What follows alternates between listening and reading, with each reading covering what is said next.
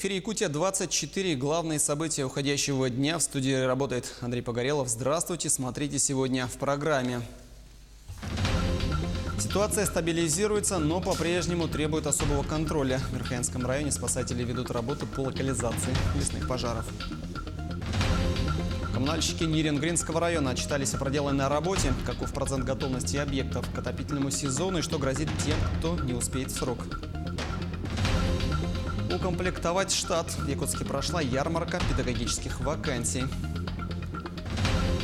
На чьей стороне правда? Пациенты столичного медицинского центра пожаловались на некачественное питание.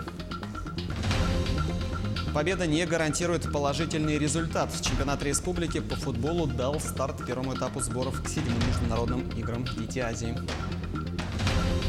Не просто конкурс, а также площадка для знакомства и общения. Республиканский фестиваль авторской песни «Берег дружбы» завершился в Алтанском районе.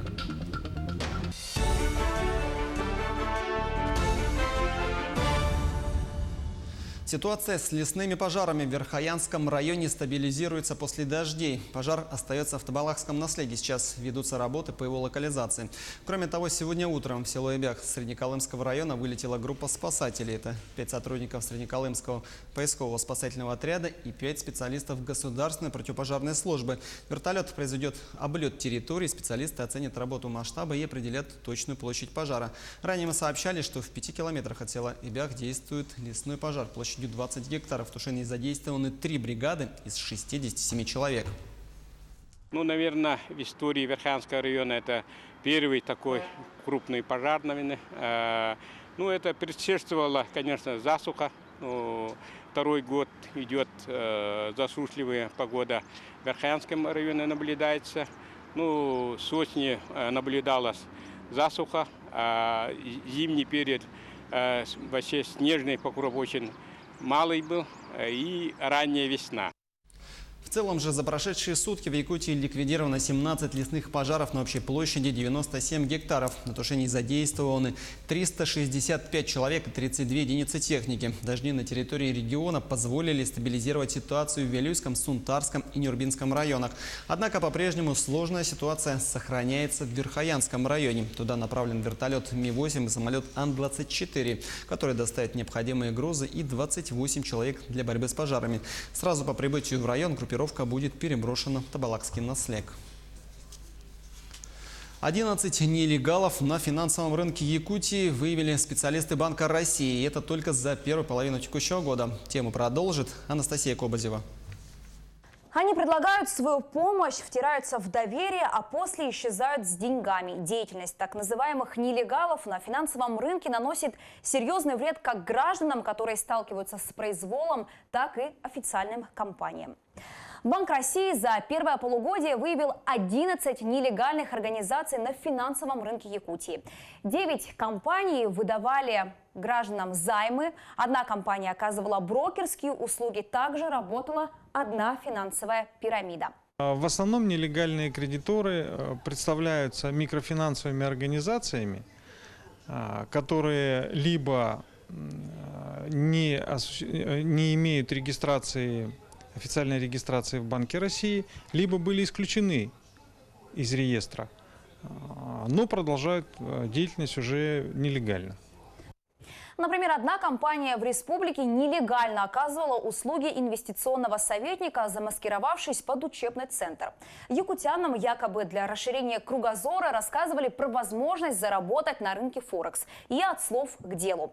После им предлагали открыть инвестиционные счета, причем не только в России, но и за рубежом. За консультацией лжеброкер требовал деньги, хотя такая услуга предоставляется абсолютно бесплатно.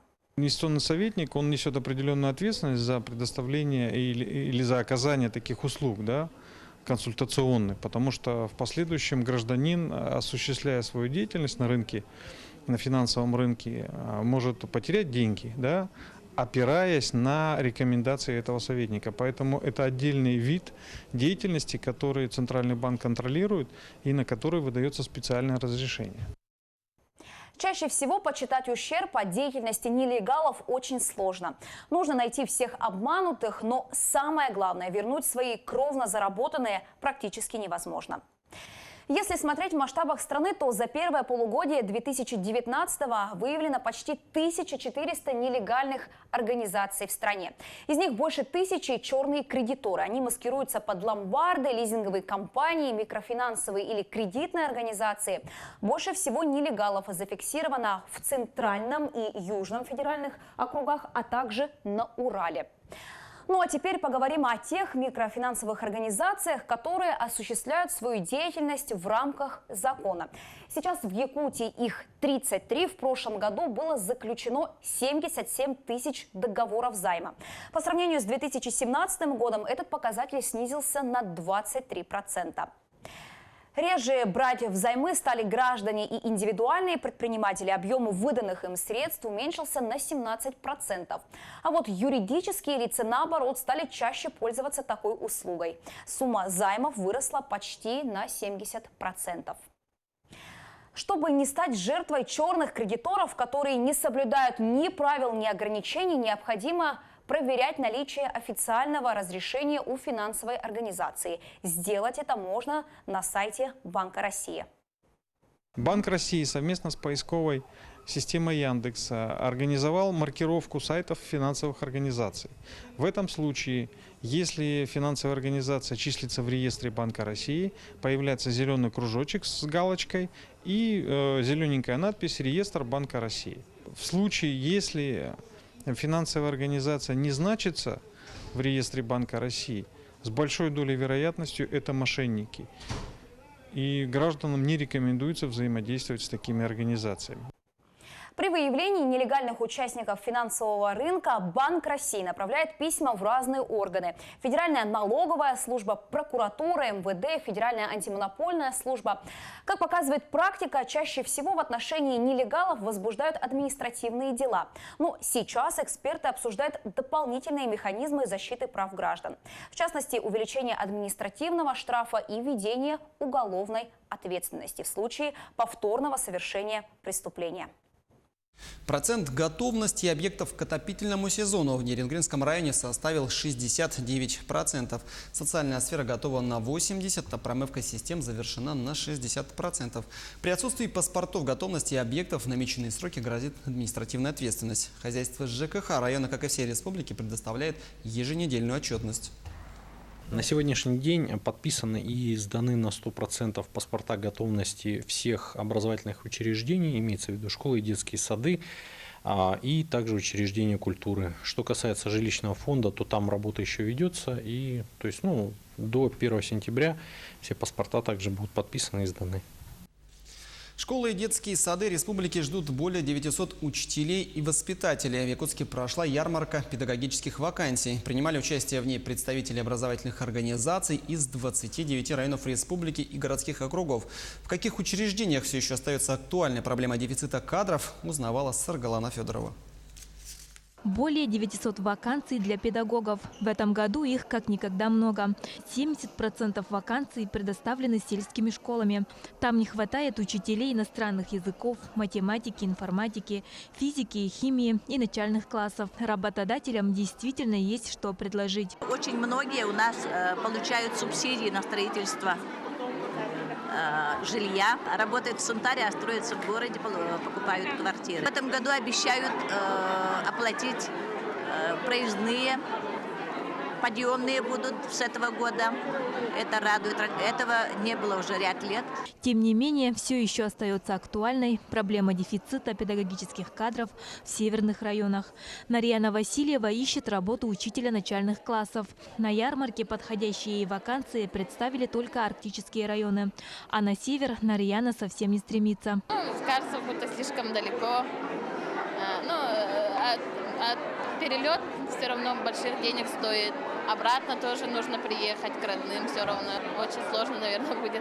Для решения этой назревшей проблемы нехватки учителей со следующего года в Якутии заработает федеральная программа «Земский учитель».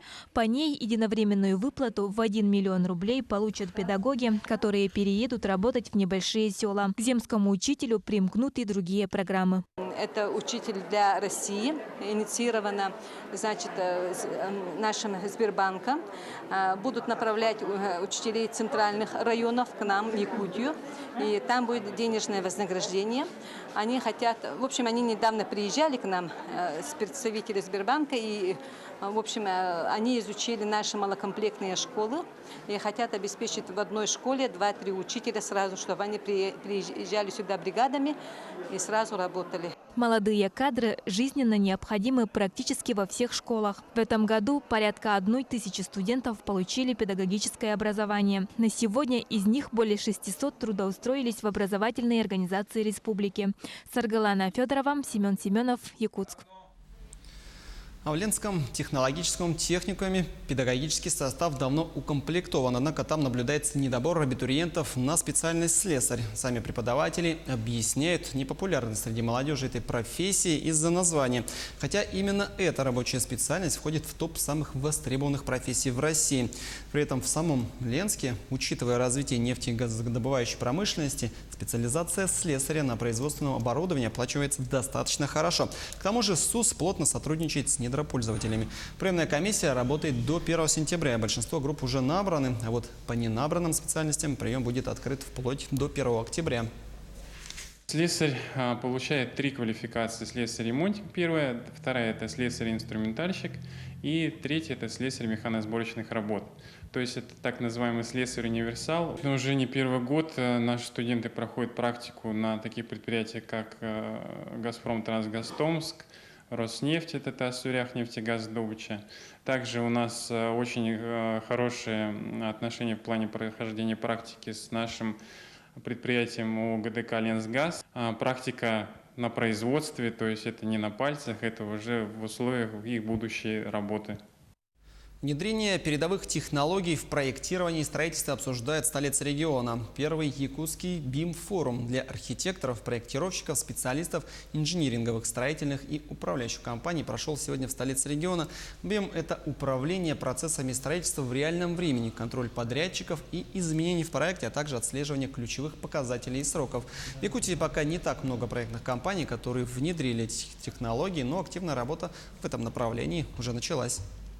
Информационное моделирование в проектировании и строительстве – это основа основ для того, чтобы сегодня переходить на другой уровень. Мы будем готовить специалистов, готовых принимать решения, то есть как специалистов в сфере заказчика. Да, то есть если заказчик будет требовать внедрения BIM-технологий, то, соответственно, и проектные организации сами подтянутся, а в последующем это позволит наиболее эффективно применять эти технологии и в строительстве, и в эксплуатации.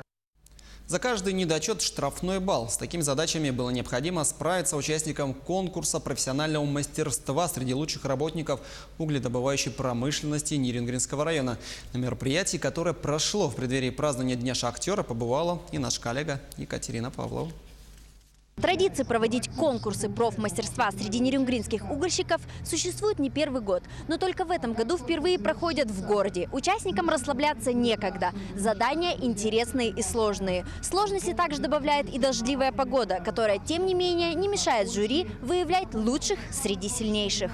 Захватывающие, зрелищные и нестандартные состязания с участием многотонной горной техники, конкурс профессионального мастерства компании «Колмар» проходит уже 3-й год. В прошлом году мы пригласили коллег из Якутугля и Эльга Уголь. В этом году мы организовали мероприятие на городе для того, чтобы показать горожанам наших рабочих, наших мастеров и нашу технику. В следующем году мы планируем пригласить коллег с Кузбасса. Для нас очень важно данное мероприятие, потому что оно в том числе является и профориентационным. Мы приглашаем молодежь к нам, в компанию «Колмар», на работу. Борьба за первенство началась теоретическим этапом, где участники отвечали на вопросы по билетам. Далее соперникам предстояло показать себя на практике. Экспертное жюри строго оценивало умения конкурсантов, соблюдение норм и инструкций, где за каждый недочет полагались штрафные баллы. Свое мастерство водители доказывали на основе упражнений типа «Змейка», «Заезд в бокс», «Стоп-линия». Ну а самыми захватывающими и поистине ювелирными оказались такие манипуляции, как забрасывание отвалом бульдозера мяча в кольцо, прохождение змейки фронтальным погрузчиком с коромыслом на ковше, забивание гвоздя ковшом гидравлического экскаватора. Валерий Мальцев работает в угольной сфере 2 года и в этом году впервые решил попробовать свои силы в конкурсе. Сложность вызвал момент привыкания после руля к джойстику. Вот тут вот как обычно подъем рычага, стрела, а слева уже получается вот управление машиной. Влево, вправо, вперед, назад, все вот на одном джойстике идет. Просто вот посоревноваться интересно стало, решил попробовать, как получится. Никита Машков принимал участие в соревнованиях профмастерства в позапрошлом году. Тогда парень занял 4-е место. Сегодня, благодаря накопленному опыту и профессионализму, Никита стал победителем в своей номинации. Нахожусь в отпуске, завтра на работу. Сегодня как бы прошел стажировку. Вся семья, знакомые, все пришли, посмотрели самому. Там прям супер все. То, что это все в городе проводится. Быстро, изящно, будто бы играючи. Конкурсные этапы прошли один за другим. Однако за видимой легкостью работы водителей стоит демонстрация отточенного мастерства.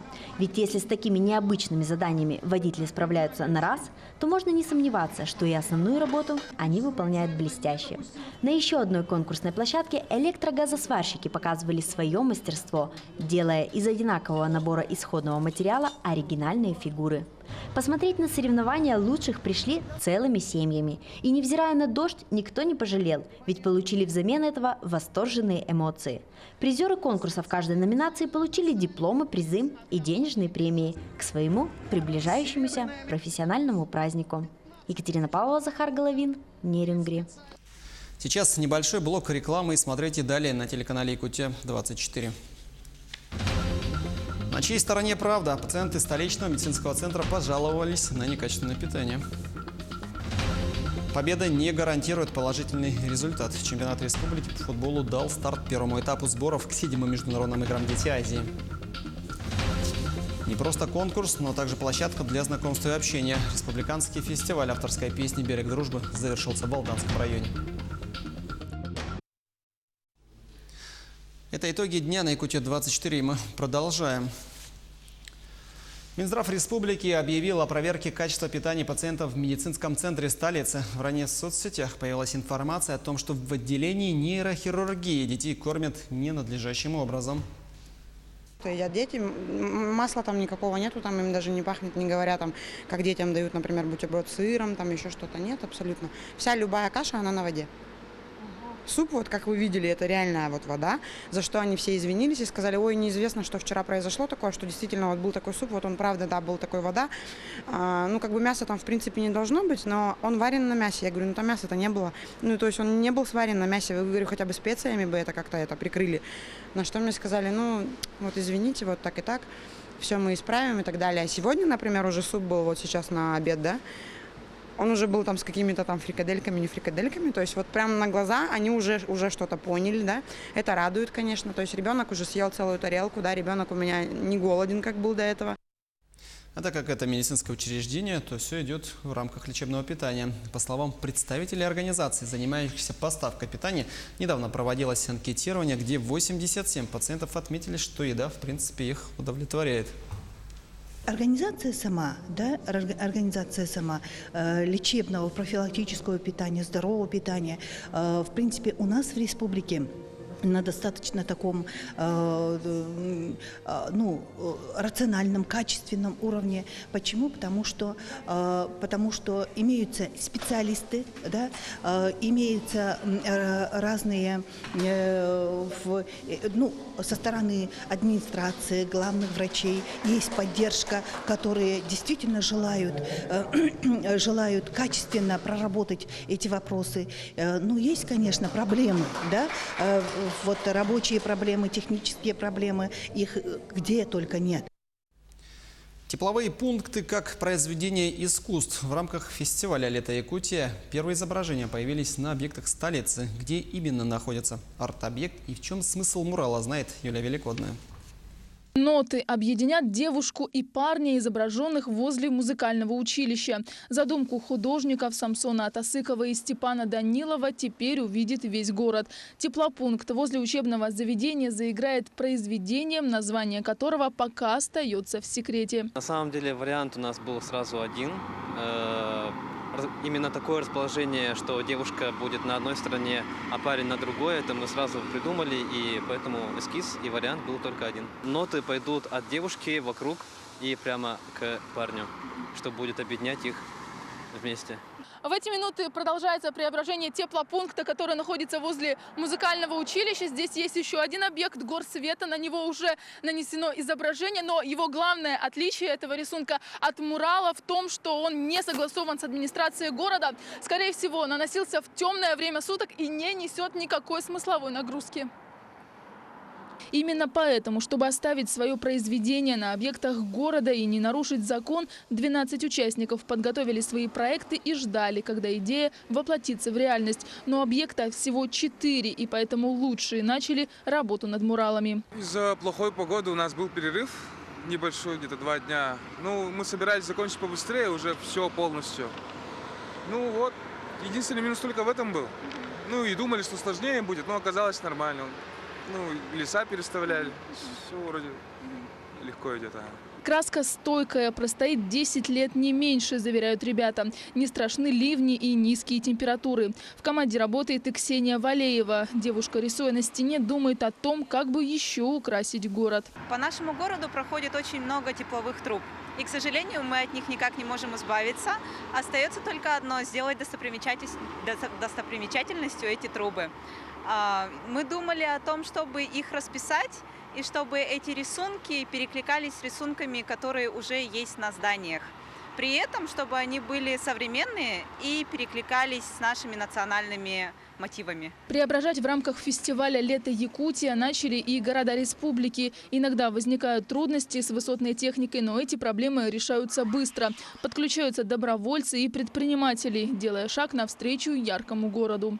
В Вилюйске тоже жители все активно включились в процесс. И Николай отдельно отметил помощь ребят из детского дома.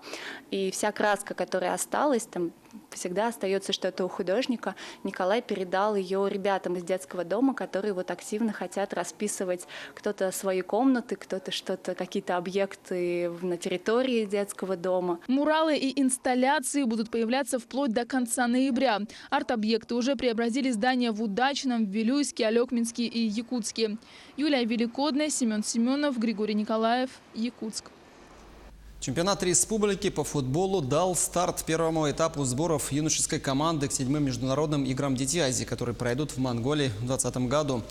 По результатам прошедшего турнира были выбраны лучшие игроки. Они в течение месяца будут проходить двухэтапный отбор. Это функционал, техники, тактика и не только. Сильнейшие ребята продолжат тренировки. Из 30 детей путевку на международные игры получат 12 юношей. Это 2 вратаря и 10 полевых игроков. Пока идет отбор, 30 человек, ну вот уже есть там и травмы есть, ребята уже некоторые там пропускают тренировки, проходят лечение. Принцип, будут игры, у нас игры будут и товарищеские игры, и контрольные игры, и будем участвовать в чемпионате России. Там посмотрим, кто будет лучше из ребят, кто будет расти, кто поймет, как играть в этот футбол, потому что с этого года сделали мини-футбол, был большой футбол, сделали мини-футбол. И ребятам очень тяжело некоторым перестраиваться, потому что практически все ребята прошли школу большого футбола. Сборы будут проходить до сентября. Проживание и питание во время подготовки к соревнованиям предоставляется за счет организаторов. Кроме того, ребятам из районов придется перевести учебу в городские школы. По словам тренера, игровые виды спорта требуют сплоченности и постоянных совместных тренировок. В 2016 году были тоже Дети Азии у нас же в Якутске, а было это среди дворовых соревнований. Ну и все. Мы играли на поле Дюша-4. Мы заняли 2 место. А в общем, во всей спартакиаде мы заняли 1. И мы полетели в Крым. И так не сюда пригласили, в Дюша-4. Вот сейчас мы готовимся к Дети Азии. Ну, нагрузки это самое тяжелое у нас. Кроссы бегаем еще, можно так сказать, по 4 километра. Тренируемся. Хорошо дружим со всеми, самое главное. Самое главное, что мы общаемся между собой. Республиканский фестиваль авторской песни «Берег дружбы» завершился в Алданском районе. Кто стал лучшим автором песенников и какие призы ждали победителей, расскажет Руслан Павлов. «Берег дружбы». Наверное, лучшего определения фестивалю авторской песни и не придумаешь. За 13 лет становления и развития музыкально-поэтического конкурса никто не смог подобрать более точного и содержательного эпитета. Чего берег? Дружба это хорошее определение. Я даже не знаю, как это можно переплюнуть. Берег чего-то настоящего. Фестиваль – это не просто конкурс. Это прежде всего площадка для знакомств и общения. За многолетнюю историю «Берег дружбы» свел массу людей. Создавались семьи, и сегодня на сцену выходят дети тех, кто делился своим творчеством на поляне 10-12 лет назад. Смотрите, какие детки подрастают. У тех деток, которые уже выросли, свои дети уже приходят в маленький конкурс. Они сами перешли во взрослый, кто-то уже, шутка ли, 13 лет. Вот на самом деле я 13 лет приезжаю. Это же, представляете, уже с таких выросли до такого. Кто-то состарился, кого-то, к сожалению, нет уже с нами, кто-то, наоборот, поросль дает зеленое счастье. И все они, все течет, меняется, все плывет, другие песни, больше песен. Фестиваль давно вышел за границы республики и собирает у поэтического костра людей из разных регионов страны. Некоторые города с каждым годом увеличивают количество авторов и исполнителей, что говорит лишь о растущей популярности «Берега дружбы».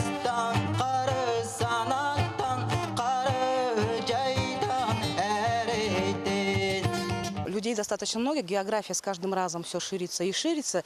И самое удивительное, что особой такой рекламы этого фестиваля нет. То есть это все играет роль сарафанное радио. А что в этом такого магнетического, почему сюда людей тянет возвращаться год за годом? Ну, наверное, атмосфера в первую очередь. Атмосфера дружбы, единения. Здесь и каждый может пообщаться друг с другом. Здесь нет разделения на чужих и своих. Здесь каждый человек с удовольствием делится опытом. И здесь самое интересное, что здесь обычный исполнитель может стать поэтом. Каждый август на берегу реки Алдан, на берегу дружбы, собирается большая семья, чтобы поделиться друг с другом своими мыслями и настроением, промахами и победами. Как в любом сообществе, здесь есть свои традиции, устои, символы и поверья. Ну, это символ фестиваля Котофеевский. Ему надо почесать за ушком, и тогда все будет хорошо. 13-й фестиваль «Берег дружбы» прошел, но тепло поэтического костра, сердец близких по духу людей будет отдаваться песней в каждом. До новой встречи на берегу настоящих отношений.